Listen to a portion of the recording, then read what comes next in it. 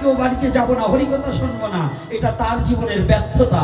অর্থাৎ তোমাকে ছাড়া ভগবানের কাজ ঠিকই হবে, কিন্তু তুমি ভগবানের নাম থেকে বঞ্চিত হয়ে গেলে এটা আর কোথায় পাবে?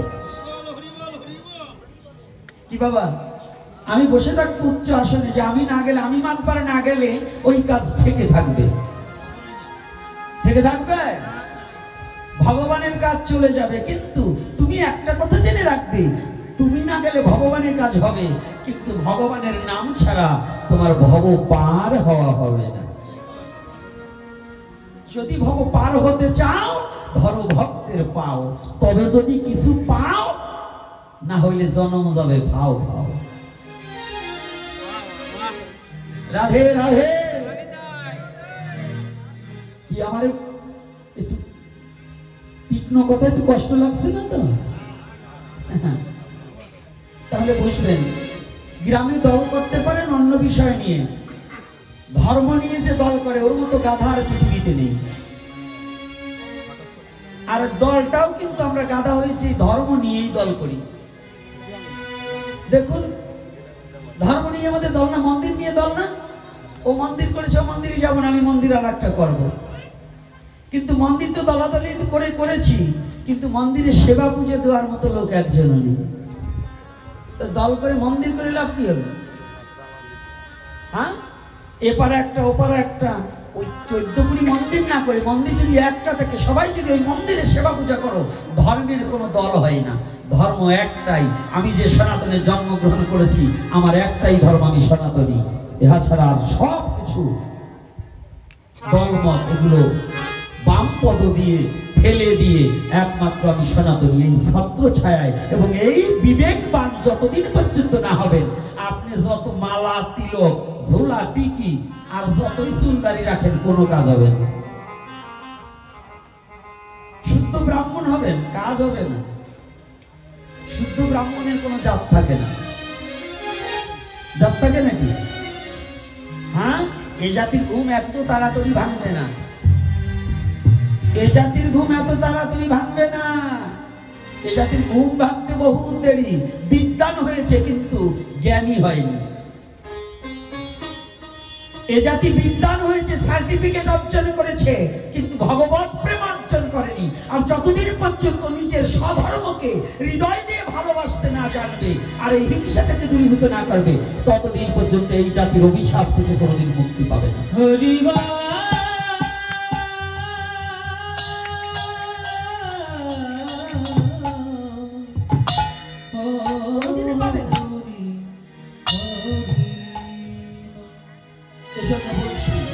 যেখানে হরিকথা হয়, নিমন্ত্রণ না দিলেও যাওয়া যায়।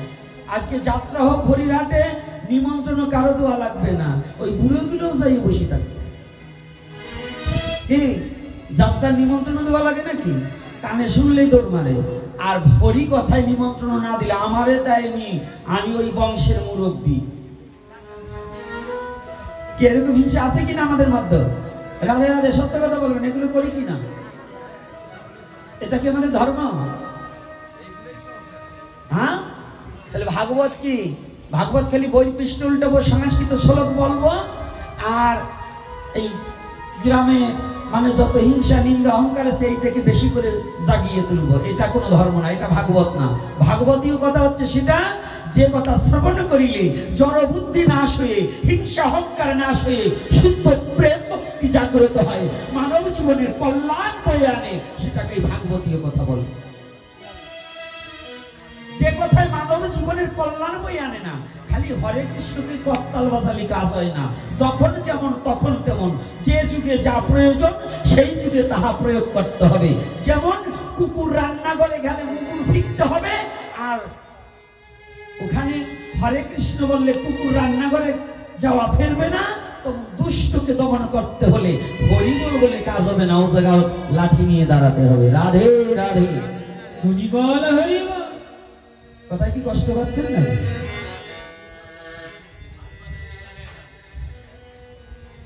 বলবার চাইছিলাম না, না বুঝলেও পারবো না। কারণ আজকে আমার একটা জায়গায় ভালো লাগছে, যদিও জনসংখ্যা কম কিন্তু ভক্ত সংখ্যা ভালো। জনসংখ্যা কম কিন্তু ভক্ত সংখ্যা ভালো। জনসংখ্যা কম, নকুল বিশ্বাস গাইল, উল্লুক আর ভাল্লুকে মিলে দেশ দুনিয়া ছেয়েছে, মানুষ বেশি বাড়েনি ভাই, জনসংখ্যা বেড়েছে। এই কথাটা আমরা গেয়েছি, আনন্দে আনন্দে নাচছি, কিন্তু এই কথাটা তাৎপর্য বোঝার মতো আমরা অনেকেই বুঝি না। কি বলছে ভাবুক, তার ভাব প্রসঙ্গে কথাটা কি বলছে, মানুষ বেশি বাড়েনি ভাই, জনসংখ্যা বেড়েছে। তো ভক্ত মানে জনসংখ্যা কম হলে কি হবে, ভক্ত সংখ্যা বেশি আছে। অর্থাৎ আমি কিছু এমন ভাগবত প্রেমী লোক দেখছি, এজন্য আমার আজকে খুব ভালো লাগছে। এজন্য এই কথাটা দু একটা কথা বলছি। শারীরিক দিকে অসুস্থ, এখন আমার ঢাকাতে ভর্তি হওয়ার কথা, প্লেটলেট কমে গিয়েছে, মাত্র 52,000 আছে। এই অসুস্থ শরীরে আপনাদের চরণ প্রান্তে ছুটে এসেছি, শুধু বাক্যটা যদি রক্ষা করতে পারি। আর এখন যদি আমার মৃত্যু হয়ে যায়, তথাপি আমার জীবন ধন্য, কারণ আমার মৃত্যুকে আমি বরণ করে নিয়েছি, এতে আমার কোনো ভয় নেই। তথাপি আজকে হরিকথা যতটুকু সময় মহাপ্রভু বলায় বলবো, তারপরে বিশ্রাম রাখবো। ওরা আমাকে 10টার কথা বলছে, আরে 10টা তো আমার জীবনের এই শেষ 10টা হতে পারে। তোমরা আমাকে হরিকথা দিকে নিয়ে গেলা, আর জীবনে হয়তো কারোর সঙ্গে দেখা নাও হতে পারে, না হয় আমার জীবনে আজকের এই হরিকথাটাও শেষ দিন হতে পারে।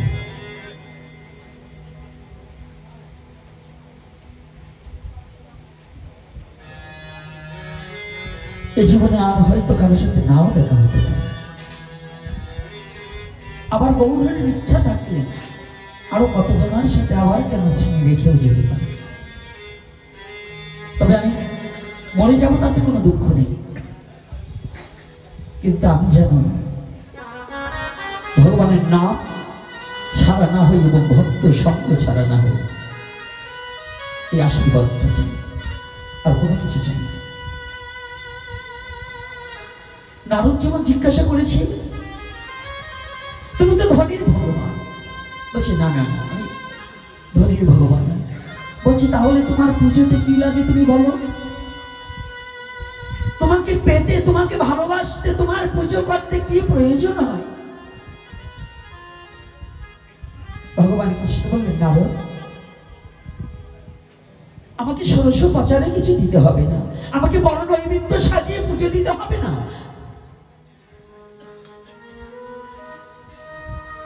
বৃক্ষ দেখেছো না, তুলসী বৃক্ষ? হ্যাঁ দেখেছি। ওই তুলসী বৃক্ষ থেকে দুটো পাতা চয়ন করে যদি কোনো শুদ্ধ ভক্ত দুটো তুলসী পাতা একমাত্র আমার চরণে অর্পণ করে দেয়, ওই দুটো তুলসী পাতার বিনিময়ে আমি চিরতরে ভক্তের হয়ে যাই এই বিশ্ব চক্রে।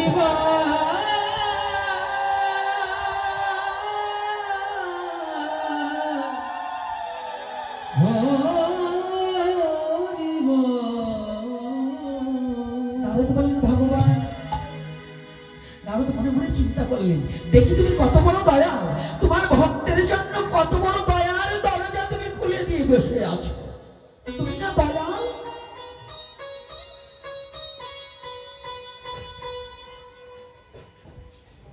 তোমার ভক্তের জন্য তোমার দরজাটা, দয়ার দরজাটা কতটা খুলে বসে আছো। নারদ বলছেন, ভগবান, ও গোবিন্দ, যদি মনে করো যদি কোনো তুলসী বৃক্ষে পাতা না থাকে, যদি তুলসীর বৃক্ষের পাতাটা পড়ে যায়, তাহলে কি কোনোদিন তোমার ভক্ত তোমাকে পাবে না?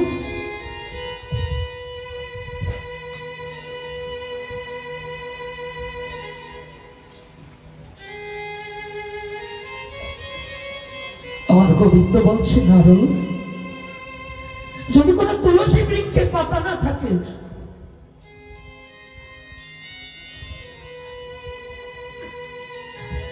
তবে আমার ভক্ত পাবে গঙ্গা যমুনায় জল। দেখেছো না, ওই গঙ্গা কিংবা যমুনা থেকে এক কুণ্ড জল এনে কৃষ্ণায় গোবিন্দায় নম বলে যদি কেউ আমার চরণে অর্পণ করিতে পারে,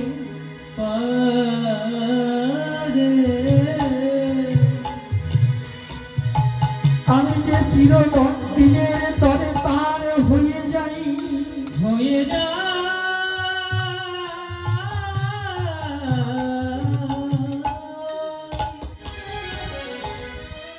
নারদ যদি এক কুণ্ড জল দেয়, ভগবান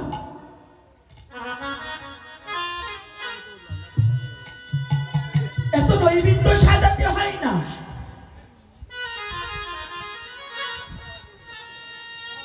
ভগবানের প্রেম ভালোবাসা পেতে হলে শুধু দুটো রাস্তায়, একটা হচ্ছে আকুলতা আর একটা হচ্ছে বেকুলতা।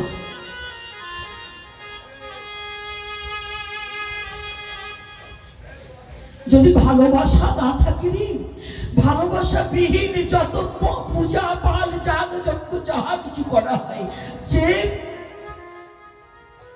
বস্তুতে প্রেম শূন্য থাকে, ওই প্রেম শূন্য বস্তু দিয়ে কোনোদিন ভগবানের সেবা হয় না, কোনোদিন ভগবানকে পাওয়া যায় না।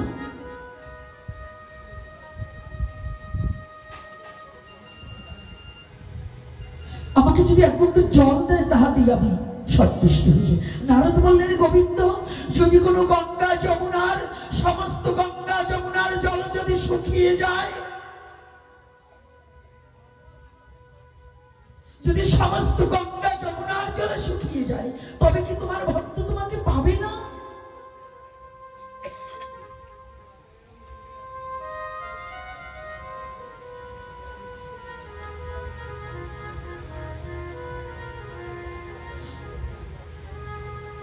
আমার গোবিন্দ বললেন, নারদ আমি যা বুঝি তুমি তা বুঝো না, আমি যা জানি তুমি তা জানো না।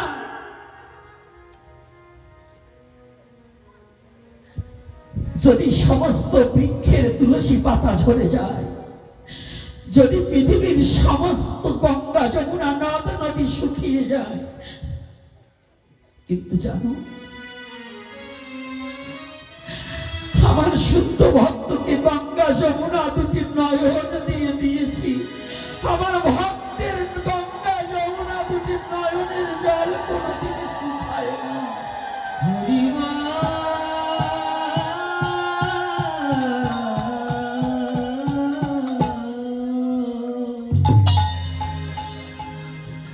আমার ভক্তের নয়নের জল কোনদিন শুকায় না।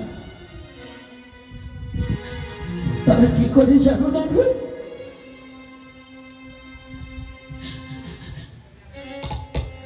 তারা যত বাধা আসুক, যত বিপত্তি আসুক, আমার ভক্তের দুটি নয়ন গঙ্গার জল আর মন তুলসী, এ দুটি বস্তু কোনদিন শুকায় না।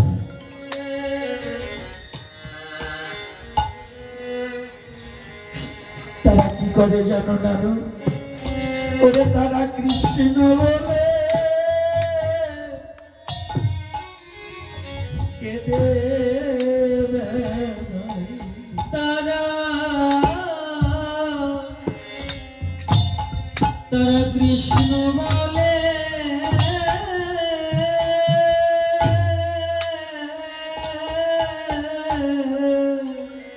ওরে কেঁদে বেড়ায়, কেঁদে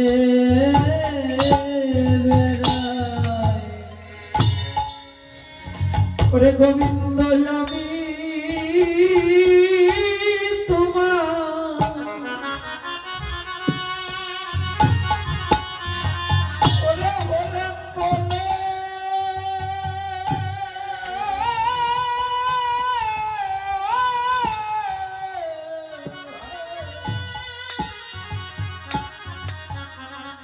ওরে তারা কৃষ্ণ বলে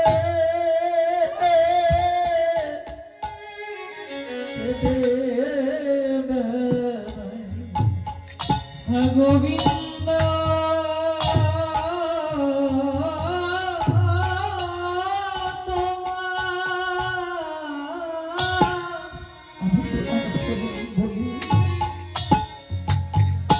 তোমার হলে বলে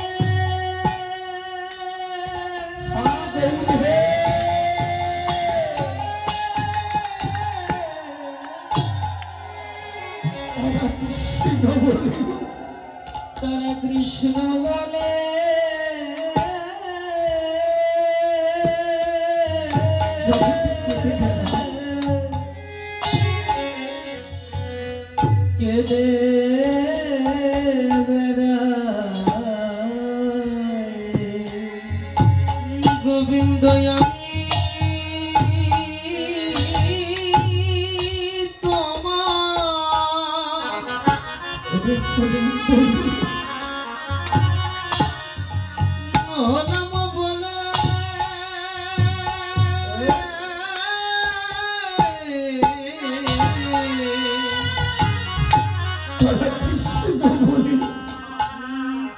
কৃষ্ণ বলে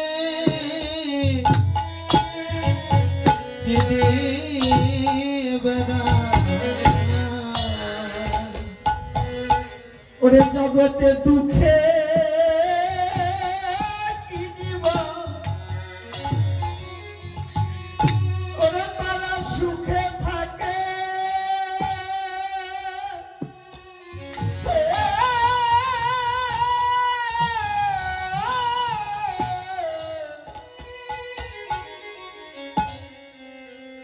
ওরে তারা কৃষ্ণ বলে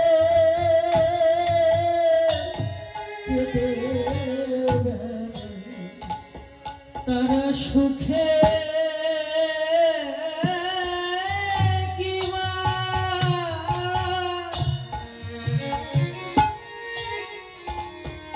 তারা দুঃখে থাকে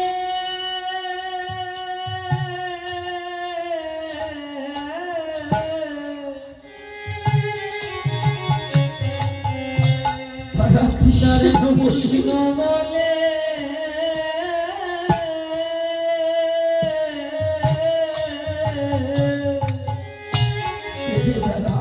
কেঁদে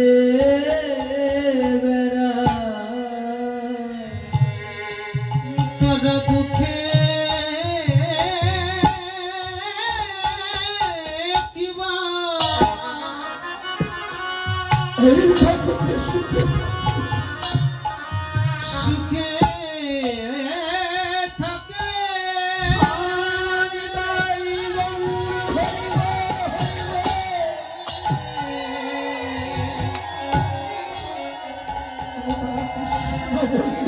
তারা কৃষ্ণ বলে কেঁদে বেড়ায় কেঁদে বেড়ায় বিশ্ব জগতে যারা চিরতরে ভগবানকে ভালোবাসতে পেরেছি, যারা একবার ভগবানকে ভালোবাসতে পেরেছি, এ বিশ্ব জগতে তাদের সব চলে গেলেও একটা জিনিস যায় না, সব চলে যায়। ভগবান তাদের কাছ থেকে সব কেড়ে নেয়। যারা ভগবানকে ভালোবাসতে জানে না তাদের কাছ থেকে একে একে সব কেড়ে নেয়। শুদ্ধ ভক্তের কাছ থেকে সব কেড়ে নেয়। অহংকার, অভিমান, ক্রোধ, ভয়, দেশ, হিংসা, নিন্দা সব ভগবান কেড়ে নিয়ে যায়। ভালো মন্দ, রূপ, ঐশ্বর্য, ধন, পরিজন সব ভগবান তার কাছ থেকে কেড়ে নিয়ে যায়, কিন্তু তাদের চোখের জল কখনো ভগবান কেড়ে নেয় না। সব কেড়ে নিলে চোখের জল কখনো কেড়ে নেয় না। কোন ধনাঢ্য ব্যক্তি ভগবানকে পায়নি। ধন জন পরিজন ছেড়ে, রাজা দ্বারা সিংহাসন ছেড়ে, অভিমানের আসন ছেড়ে যখন কাঙাল হয়ে পথে পথে কেঁদে বেরিয়েছে, সেই একমাত্র ভগবানের কৃপা পেয়েছে। তাছাড়া কোনো রাজা পায়নি, কোনো জমিদার পায়নি। এটাই হচ্ছে একমাত্র ভক্তিপথ। আকুলতার বেকুলতা, আকুলতা বেকুলতা না হলে কোনোদিন পাওয়া যায় না। আকুলতা বেকুলতা কেমন? আমাদের ধর্মের কথা বলেছি, আমার মুসলমান বাবারা এসেছে, ওনাদের একটু নিদর্শনটা দিচ্ছি। আকুলতা বেকুলতা কাকে বলে? ওয়াসকরণী পাগলা নবীকে ভালোবাসার পরিপাকে কতটা, তাকে জীবনে কোনোদিন দেখেনি, শুধু তার নামটাই শুনেছে, তাকে জীবনে কোনোদিন দেখেনি। নবীকে না দেখে, দয়াল দিনের নবীকে না দেখে তার ভালোবাসায়, তার প্রেমে মশগুল হয়ে গেলেন। সে শুধু কানে শুনতে হয়েছে নবী একটা দন্ত ভেঙে গেছে, সেই ইচ্ছাকৃত 32খানা দাঁত, কোন দাঁতটা না কোন দাঁতটা আমার নবী ভেঙেছে, এই দাঁত ভাঙায় কতটা ব্যথা লেগেছে, এই অনুভূতির জগতে নিজের দাঁতটা ভেঙে ফেললেন। একটা নয় 32খানা দাঁত সম্পূর্ণ ভেঙে দিলেন, নিজে পাথর দিয়ে ঠোকাতে ঠোকাতে। আচ্ছা বলুন দেখি,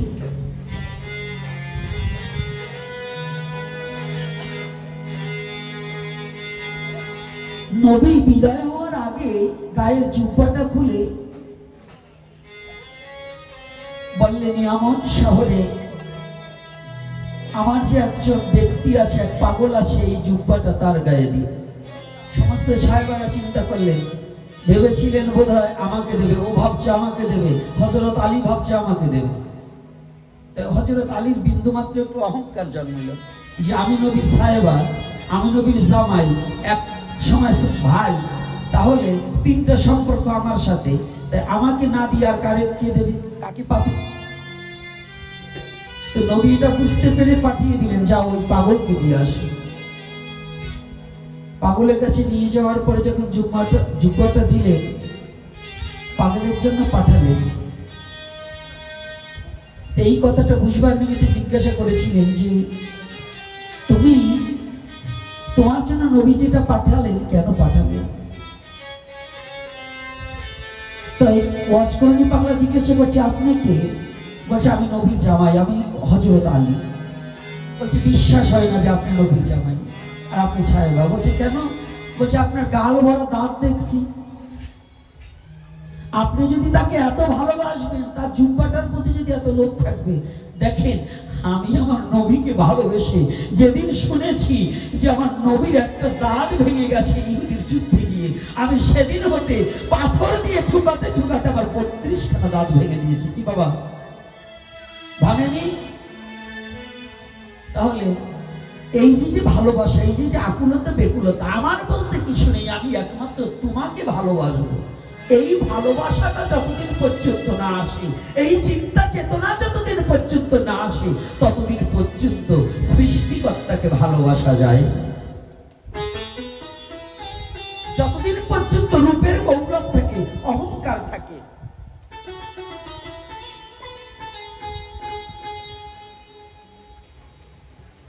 যতদিন পর্যন্ত অহংকার থাকে,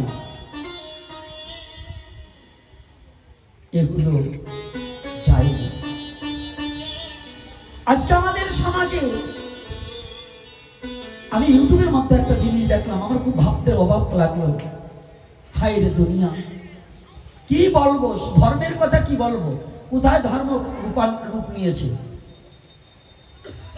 ইউটিউবে দেখলাম একজন মাওলানা বাবা, জানি না সে কোন মাদ্রাসায় পড়েছে, কোন জায়গায় পড়েছে আমি জানি না, তিনি ইউটিউবে এসে বলতেছে ধর্ষণ করার চেয়েও মূর্তি দেখা তো যাবেই না এবং মূর্তি ভাঙতে হবে। এবং আমি বুঝতে পারলাম না তিনি কোন হাদিসখানা পড়েছেন, আর হাদিসে বললেন তুমি ধর্ম পালন করো কিন্তু অন্যের ধর্মকে আঘাত দিও না। কি বাবা, এটাই তো? অন্য ধর্মকে কটাক্ষ করা যাবে, অন্য ধর্মকে আঘাত দেওয়া যাবে, একজন মানুষকে কি নিন্দা করা যাবে, ঘৃণা করা যাবে? তুমি অন্যের ধর্মকে। নবী তিনি অপরকে এক বুড়ি কাটা দিতেন, সেই বুড়ি প্রতিদিন নবী যেখান দিয়ে যেতেন সেখানে কাটা দিতেন, কাটা ফুটতো নবীর পায়ে, আর বুড়ি হাসতেন। সেই বুড়ি একদিন জ্বর হলেন, নবী তাকে দেখতে গেলেন।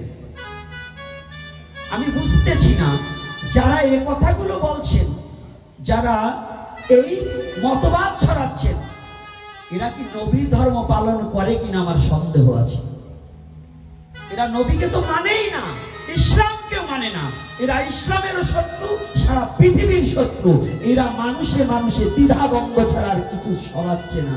এরা মানুষকে একমাত্র এমন একটা জায়গায় পৌঁছিয়ে দিতে চায় ধর্মের নামে, যেটা মানুষে মানুষে হানাহানি ছাড়া, রক্তপাত ছাড়া আর কিছু হবে না। তবে সাবধান, এইগুলো থেকে সাবধান থাকতে হবে প্রত্যেকটা হিন্দু মুসলমানকে।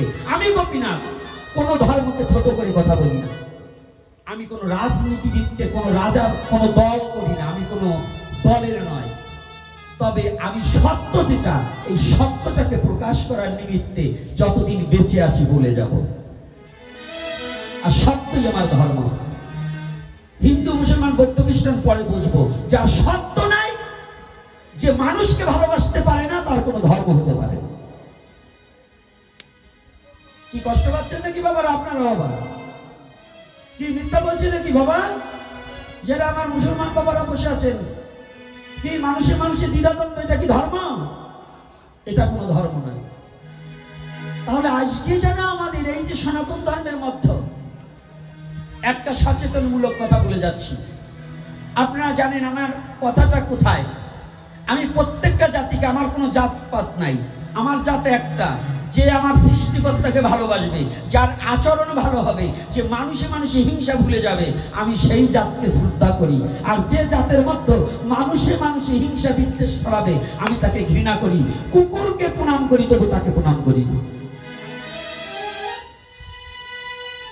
সে কথাটা কোথায়? ভাঙা থানার মতো পাঠ করতে ইচ্ছা নেই, তারপরেও এবার আমার পাগলটা বলেছে, অনেক অনুরোধের পরে আসছে। দুঃখ যন্ত্রণা, এই জাতির ঘুম কবে ভাঙবে? এই জাতি শিক্ষিত হলো, কিন্তু নিজের শাস্ত্র গ্রহণ তো দেখলেন না। এই জাতি এখনো নিষ্পেষিত, মার খাচ্ছে, তারপরেও বলছে সুখে আছে। কি করে? একটা কথা বলেছিলাম, একাদশীর দিন শ্রাদ্ধ পড়েছে, দুরকম শাস্ত্র। এই আজকেও একটা ফোন এসেছে, সেখানে বলেছেন যে সধবা রমণী একাদশী করিতে পারিবে না। কথাটা খেয়াল রাখবেন, সধবা রমণী একাদশী করিতে পারবে না। কিন্তু পুরাণে স্পষ্টভাবে বর্ণনা করেছে, সনাতন ধর্মে জন্মগ্রহণ করে 8 থেকে 80 বছর পর্যন্ত প্রত্যেকটা মনুষ্য জাতির একাদশী বাধ্যতামূলক করিতে হইবে। সে যে মত পথ হোক, এটা আমার দেখার দরকার না। যে মত পথ বাধ্যতামূলক একাদশী করিতে হবে। কিন্তু আমাদের সনাতন ধর্মের মধ্যে কিছু টুটকা পণ্ডিত বেরিয়ে ওদের মন কল্পিত কিছু কথা বলে বেড়ান। মন কল্পিত কি? যখন সনাতন ধর্মের শাস্ত্রের মধ্যে, যখন ব্রিটিশের পিরিয়ডে, ব্রিটিশেরও আগে, তখন এই সনাতন ধর্মের শাস্ত্রকে বিকৃত করা হয়। মধ্যযুগে এই শাস্ত্রকে বিকৃত করা হয় কি করে? কিছু অন্যায় কর্ম, যারা জোচ্চোর ছিল, যারা শাসক ছিল, তারা নিজেদের মত করে নিজেদের সুবিধা ভোগের জন্য কিছু কথা ওই শাস্ত্রের সাথে জড়িয়ে দেওয়া হয়েছে। সেইটাকে আজ এরা প্রথা অনুপাতে ব্যবহার করছে। তাহলে আত্মা যখন থাকে, একটা কথা যারা আছেন, আত্মা যখন থাকে, আত্মার কি কোনো নারী পুরুষ ভাগ আছে নাকি? আরে বাবা সুব্রত বাবা, তোমরা তো লেখাপড়া করেছো, আত্মার কোনো নারী পুরুষ ভাগ আছে নাকি? ধর্মটা কি আত্মার না দেহের? আরে ধর্ম কিসের? আত্মার না দেহের? যদি বলেন দেহের, দেহ নিয়ে আপনি যাবার পারবেন? দেহটা তো এই জগতেই থেকে যায়। তাহলে যায় কে? আত্মা। একটা মানুষের দেহ কয়টা? দুটো, একটা স্থূল আর একটা সূক্ষ্ম। কয়টা দেহ?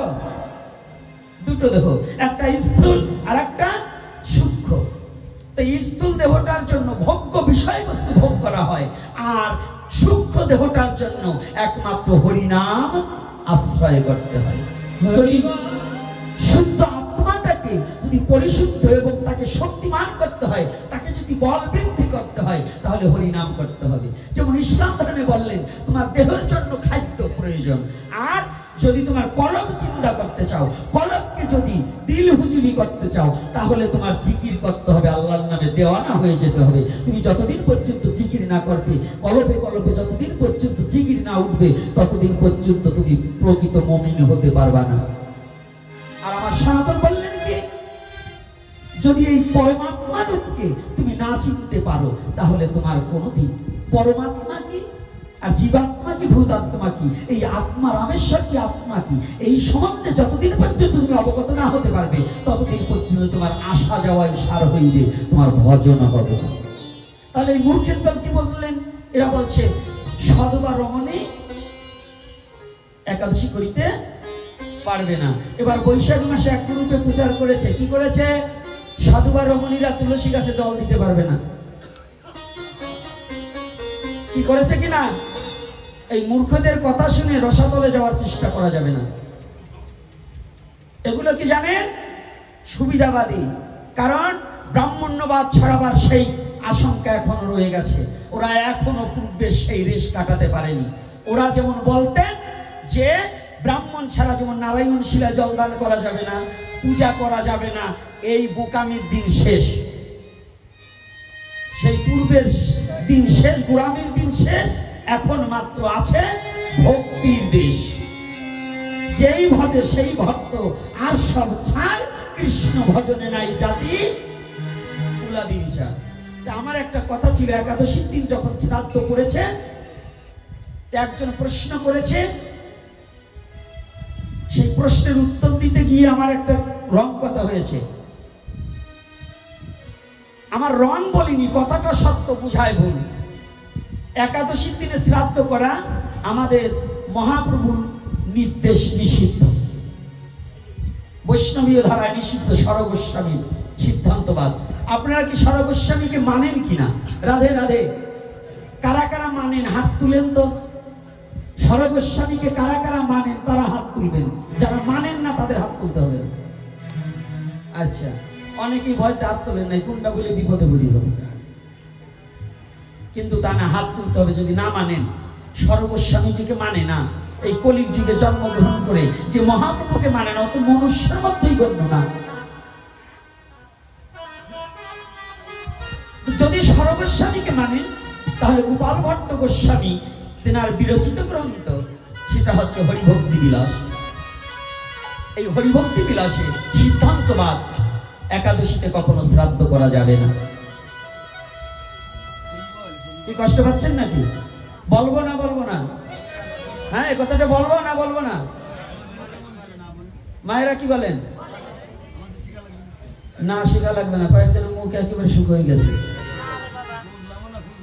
বুঝতে পারছি, মুখ শুকিয়ে গেছে। ভাবে যদি আবার একাদশী দিন জম্বের খাওয়া এতগুলো করে খাই, তো যদি গোসাইয়ের কথা শুনে খাওয়া বন্ধ হয়, এই জন্য মুখটা শুকিয়ে গেছে। আর দেখলেও টের পায়, কারণ ওগুলো একাদশী করার দলে না। আবার এক গ্রুপ বলে যে আমার গুরুদেব বলছে একাদশী করা যাবে না। এই যে বলছে যে একাদশী করা যাবে না, তো গুরুর মতই না। যদি কোনো গুরু বলে একাদশী করা লাগবে না, তো তাহলে গুরুর মতই না। একমাত্র একাদশী লাগবে না পুরীর জগন্নাথ দেবের, পুরীর জগন্নাথ দেবের। তো জগন্নাথকে সাক্ষাৎ ভগবান, তো ভগবানের এবার একাদশীর প্রয়োজন আছে নাকি বাবা? কি ভগবানের একাদশী লাগে? লাগে না। ওইটা ধরে আমাদের একাদশী লাগবে না। তোমার জড়ভৌতিক দেহ, তোমার জন্য একাদশী বাধ্যতামূলক। 8 হইতে 80 বছর পর্যন্ত একাদশী বাধ্যতামূলক পালন করিতে হবে, এটা শাস্ত্রীয় নির্দেশনা। তাই সেই কথাটা বলতে গিয়ে আমি বলছি, যজাইনে বাহন আর শ্মশাইনে দানব এই দুইটা সমান। কারণ এই শ্মশানের দানব যেমন যারে পায়, বুড়ি চুরি পায় না তারে ধরে, আর একাদশী দ্বাদশী কোনো কিছু মানে না, যাজনের ক্রিয়া যারা করে। এই কথা বলায় ভাঙার থেকে এই আমার বাবাও জানে, মানবেন্দ্রও জানে, কিন্তু আমি কথাটা বলি, একটা কথা না বলে পারছি না।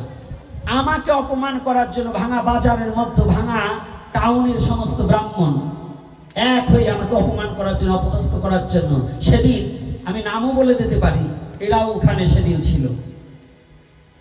কিন্তু এই জাতি একটাও বুঝল না। ওরা গোপনে, মানে আমাকে আগে না ডেকে, তা আমি বলছিলাম সমাজে বসুন, তারপরে বসেনি। কিন্তু তারা ওখানে আমাকে অপমান, আমাকে মারার জন্য পর্যন্ত ব্যস্ত হয়ে গেলেন। আজকে নাম বলে দেবো, কারণ আর বেশি দিন আপনাদের মাঝে হয়তো থাকতে পারবো না। আমার শারীরিক অবস্থাও ভালো না, দেশের অবস্থাও ভালো না, কবে কখন কোন দিন চলে যাই বলতে পারি না। কিন্তু বলে দেই, এই যে রাক্ষসগুলোকে একটু চিনে নিতে হবে, এই ধর্মবিদ্বেষীগুলোকে চিনে চিনে নিতে হবে, এরা এই সনাতনের প্রয়োজনগুলোকে চিনে নিতে হবে, এরা আমার ধর্মের এবং জাতির কত ক্ষতি করেছে এগুলোকে চিনে চিনে মুখ চিনে চিনে রাখতে হবে। এটা যন্ত্রণাদায়ক কথা। এই কথাটা বলার যদি আমাকে অ্যাটাক করার জন্য ভাঙা বাজারের উপরে সুবোধ পণ্ডিতের ঘরে সুবোধ পণ্ডিতকে ডেকে আমাকে অপমান করার জন্য এরা ব্যস্ত হয়েছিল। আমার অন্য কাউকে ডাকবে না, অন্য কাউকে না, শুধু আমাকে। এই কারণগুলো করেছিল এই ভাঙা থানার সম্পূর্ণ ব্রাহ্মণ সম্প্রদায়। এজন্য এই ব্রাহ্মণ সম্প্রদায় এক সময় আমাদের এই সনাতন ধর্মের ক্ষতিকারক মূল প্রয়োজন। এই রাক্ষসের বিরুদ্ধে বলেই যাব, আর তাতে আমার ভাগ্যে যা হবে হবে। কারণ যত বাধা দেবে তত মুখ দিয়ে সত্য কথা বেরিয়ে যাবে। হাতে গোনা কয়েকজন ব্যক্তি শুধু জাননি যারা সত্যিকার অর্থে ব্রাহ্মণ হয়েছে। কারণ প্রকৃত ব্রাহ্মণকে আমি প্রণাম করি, আমি তার দাস হয়ে থাকতে চাই, যাদের মধ্যে জাতি হিংসা নাই, যাদের মধ্যে কোনো বর্ণ হিংসা নাই, যারা কোনো মানুষে মানুষে ভেদাভেদ না ছড়ায়। আমি এই ব্রাহ্মণকে সত্য প্রণতি জ্ঞাপন করি, তাদের চরণের দাস হয়ে থাকতে চাই। কিন্তু যারা আমাদের মধ্যে বর্ণবাদ ছড়াতে চাবে, যারা বর্ণবাদ নিয়ে হিংসা নিন্দা করে মানুষকে চুষে খাওয়ার একটা কল করবে, তাদেরকে কোনোদিন আমি মেনে নেব না। এবং আমি নয়, আমার অনুসারী যারা আছে তারাও কোনোদিন মেনে নেবে না। কি আপনারা কি একমত না দুই মত? রাধে রাধে। আপনারা সনাতনী নয়? তাহলে কি বর্ণবাদ চান? বর্ণবাদ চান? আরে সূচনা করে দিয়ে যায়, একদিন কাজ হবে। একেবারে কিছু বলবো না, আজকে বলবো না, কালকে বলবো না, তাহলে আর কেউ বলবে না। এই বাংলাদেশে পাঠক আছে কিন্তু বলে না কেউ। আমার চেয়ে জ্ঞানীজন আছে, আমার চেয়ে শাস্ত্রজ্ঞ আছে, কিন্তু কেউ কাউকে বলতে চায় না। অন্যায় করে যাবে, অন্যায় যে করে আর যে সহে, দুইজনেই সমান অপরাধী। কি অপরাধী না বাবা? দুজন তো সমান। তাহলে আমার ধর্মে, আমার ধর্ম একটা, তার নাম কি? সনাতন। তাহলে সনাতনে কোনো বিভেদ থাকবে না, এক পিতা এক ধর্ম, সেই ধর্মে কোনো জাতাজাতির পথ থাকবে না। আমরা ওটা মানি না। আমি মানি তাকে যদি সাধন করে কেউ উন্নত হতে পারে, সে যে কুলের ছেলে হোক, তাকে ব্রহ্ম তত্ত্ব জ্ঞান যিনি উপলব্ধি করিয়াছেন তাকে প্রণাম করা কোনো বাধা নেই। তাই যাক, আর দীর্ঘায় করবো না। কত বাজে বাবা? আমার শারীরিক দিক থেকে যদিও কথা বলি, কিন্তু আমার একটু শরীরটা নরম হয়ে আসছে। আমার গিয়ে আবার এখন হসপিটালে একটু ঢুকতে হবে। তাই কৃপা করে আপনাদের কাছে আমার একটা প্রার্থনা, যারা যেখান থেকে এসেছে শুদ্ধ চিত্তটা, নিরামিষ খেলেও হবে না। যদি নিরামিষ বুঝি হলেন, কিন্তু শুদ্ধ চিত্ত যদি না হয়, তাহলে মানব জীবনের পরিপূর্ণতা আসবে না। আর আপনার নিজ ধর্মকে ভালোবাসার জন্য প্রেমের দুয়ার খুলে দিন। সাধর্মকে ভালোবাসতে শিখুন। নিজের সাধর্মটাকে ভালো না বাসতে পারলে কিন্তু হবে না।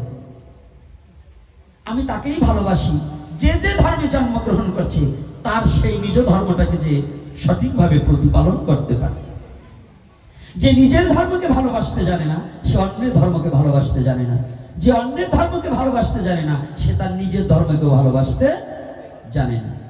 তাহলে আমি আজকে যারা এসেছেন, আমি সর্বনয়ে প্রার্থনা করি, আমার কথার মধ্যে দিয়ে অনেক ভুল ত্রুটি আছে। আজকে কথা বলার শক্তিটাও নেই, ভক্তিটাও নেই, তথাপি আপনাদের চরণের কৃপায় যতটুকু সময় বসে থাকলাম, কৃপা করবেন আগামী দিন যদি মহাপ্রভু রাখেন,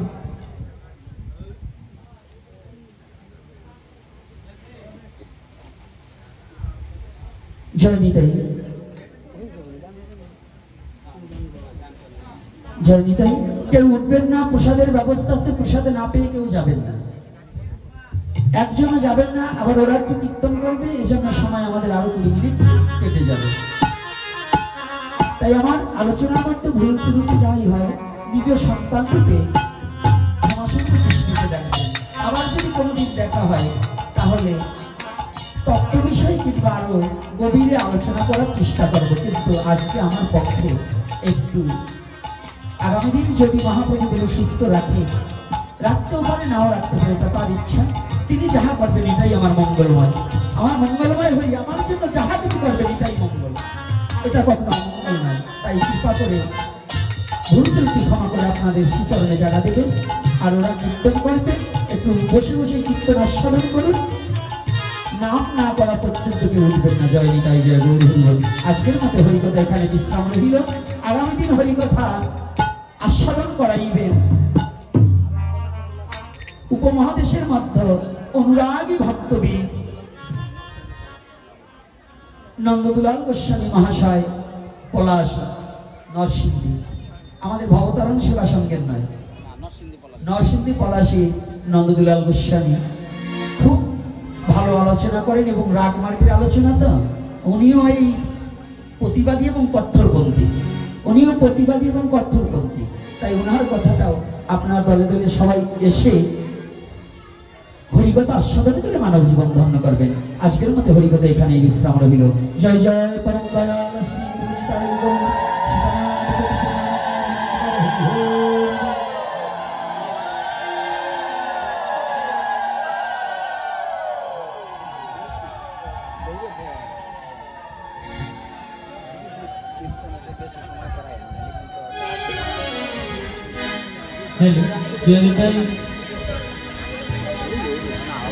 নদিয়া নগরে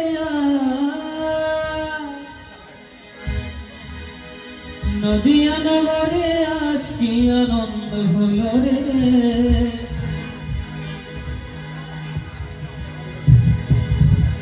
গৌর এলো রে, ও ভাই নিতাই এলো রে।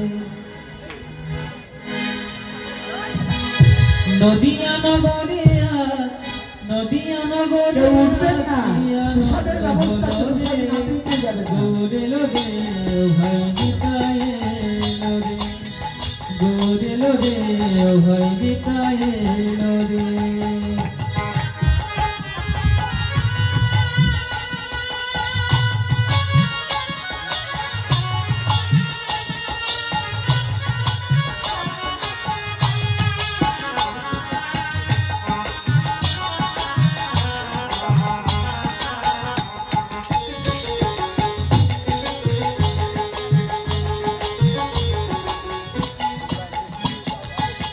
গুরুদেবের বীজ মন্ত্র হরে কৃষ্ণ হরে রাম, এ নামে আছে রস অমৃত সমান।